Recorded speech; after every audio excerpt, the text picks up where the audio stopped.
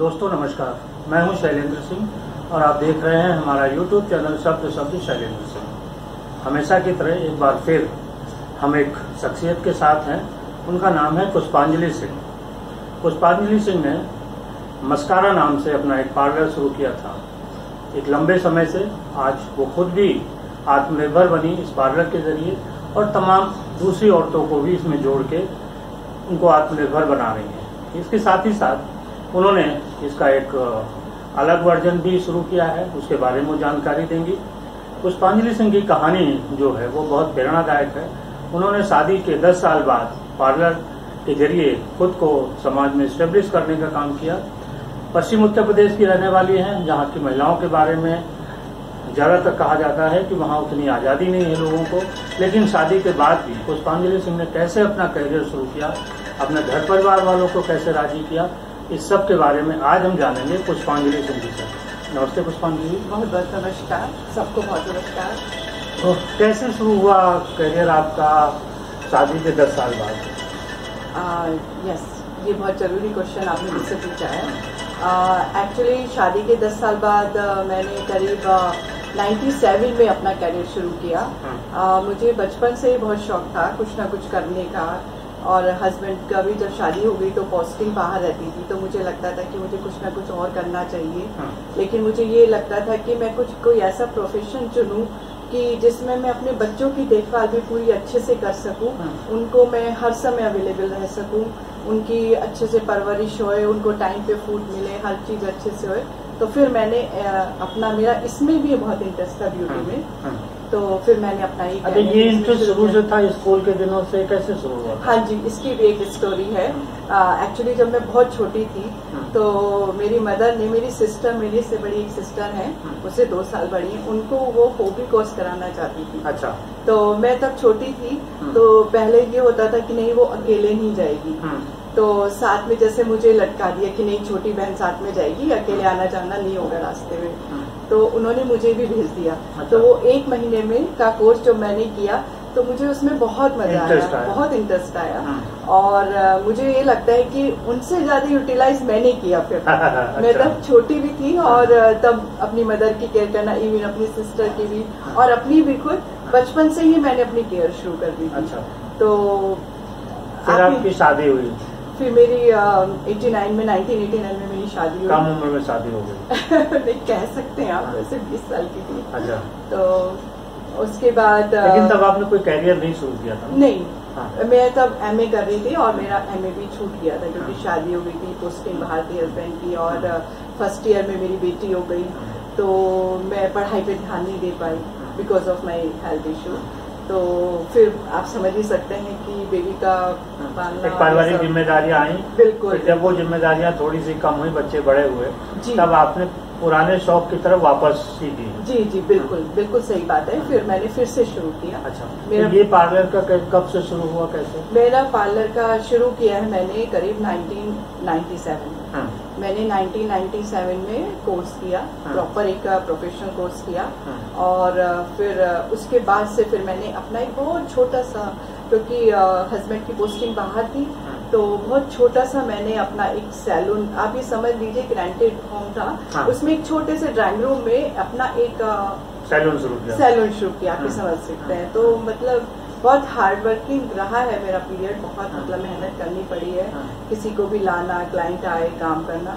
तो मेरा पैशन हमेशा से ही रहा है कि काम बहुत अच्छे से हो, किसी का जो भी मैं काम करूँ वो सबको मतलब वो सेटिस्फेक्शन क्लाइंट को मिलना चाहिए। कितने बजट, कितनी कैपिटल से आपने शुरू किया? यस ऑफ कोर्स, ये भी बहुत जरूरी क्वेश्चन है।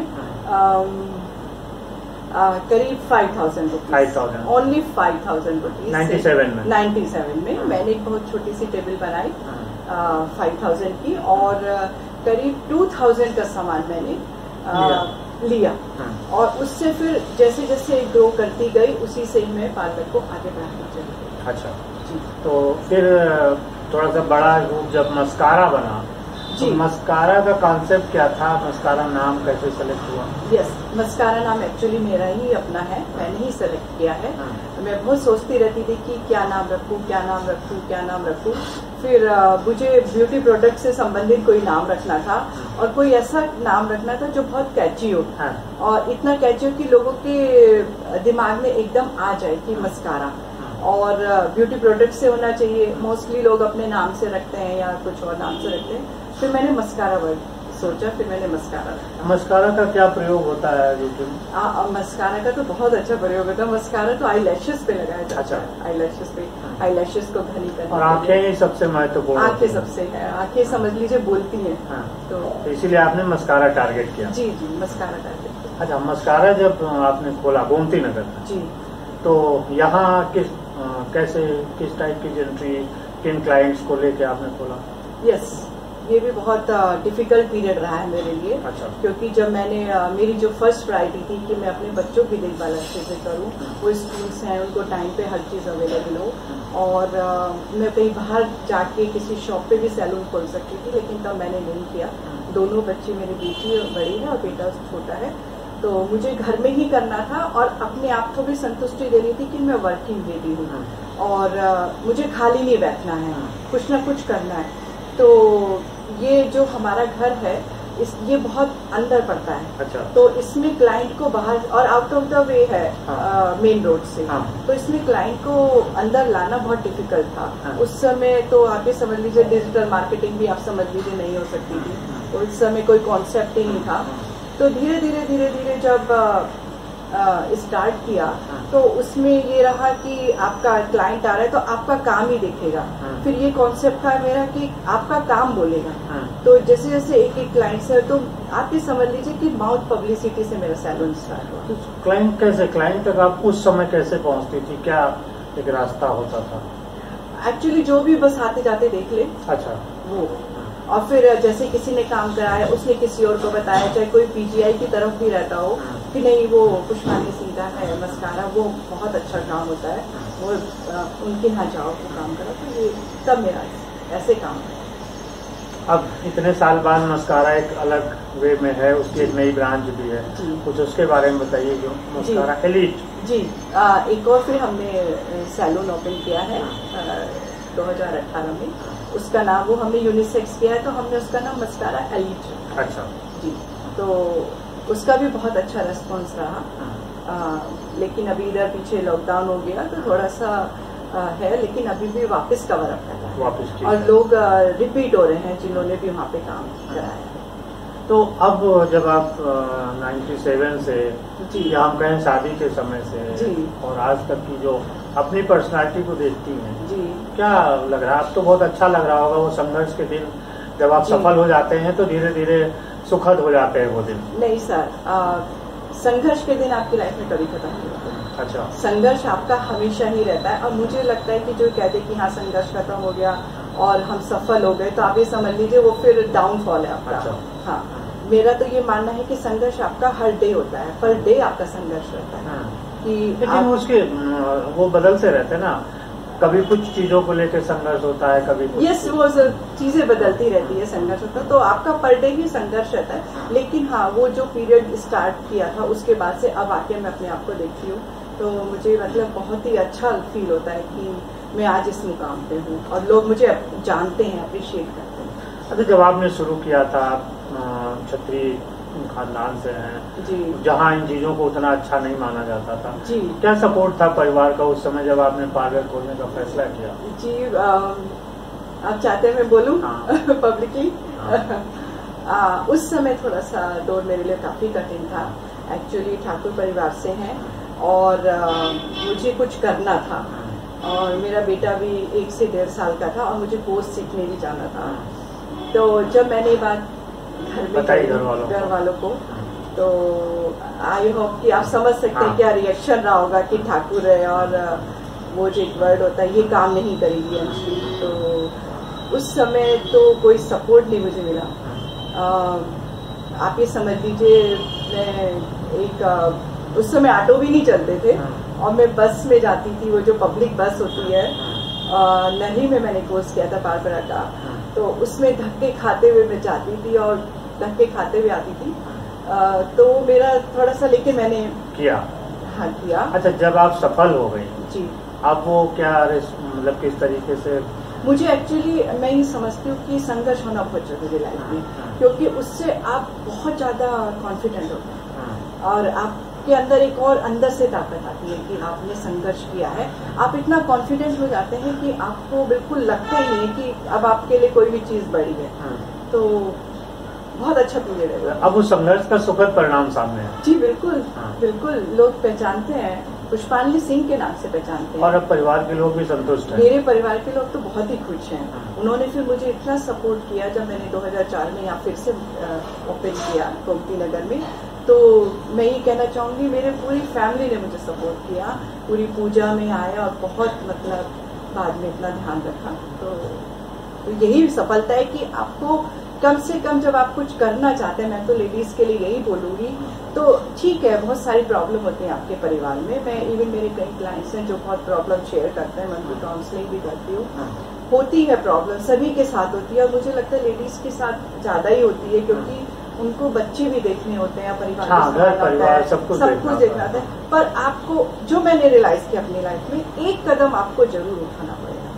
आपको चाहे वो आपको घर के परिवार के लोगों का विरोध करके उठाना पड़े, तो आपको वो विरोध जरूर उठाना पड़ेगा और आपको जरूर एक कदम उठाएंगी तो पीछे पीछे आपका परिवार फिर आपका बाद में जब समझ आता है तो पूरा साथ देता है। लेकिन विरोध के साथ आपका अपना भी रास्ता आपको समझ होनी चाहिए। बिल्कुल, किधर जा रहे हैं आप। ये बात भी सही है। आपको बहुत सारी चीजें, कई बार होता है कि लोग अपना रास्ता नहीं समझते, विरोध में कदम भी उठा लेते हैं। नहीं, आपको सबसे पहले अपने प्रति ऑनेस्ट होना बहुत जरूरी है कि आप कितने ऑनेस्ट है अपने लिए और अपने फैमिली के लिए, तो वो सारी चीजें भी बहुत है।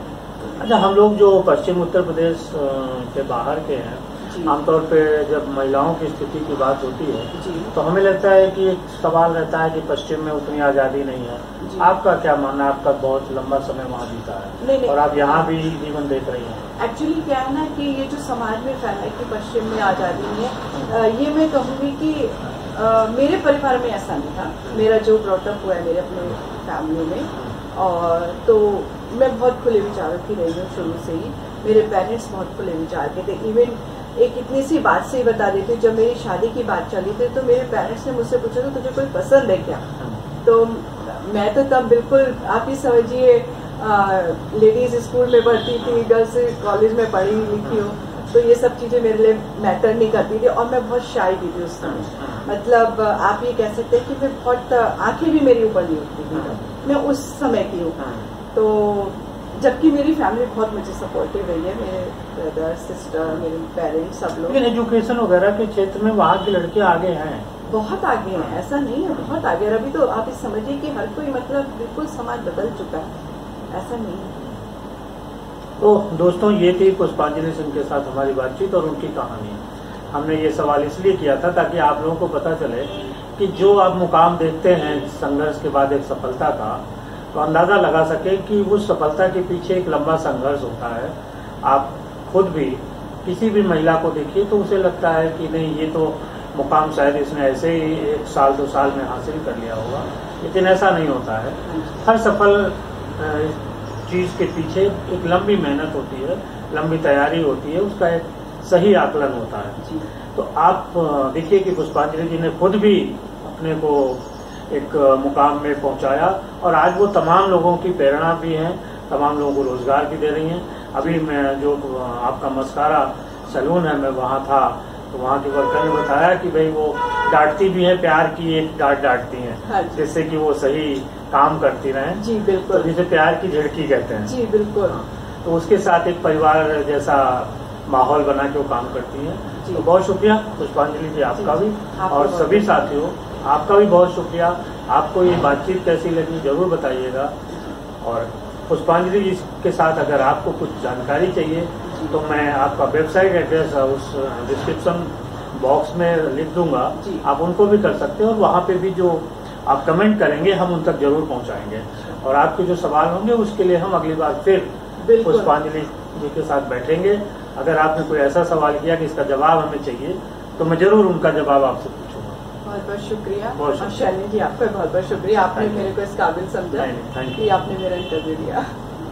Thank you so much.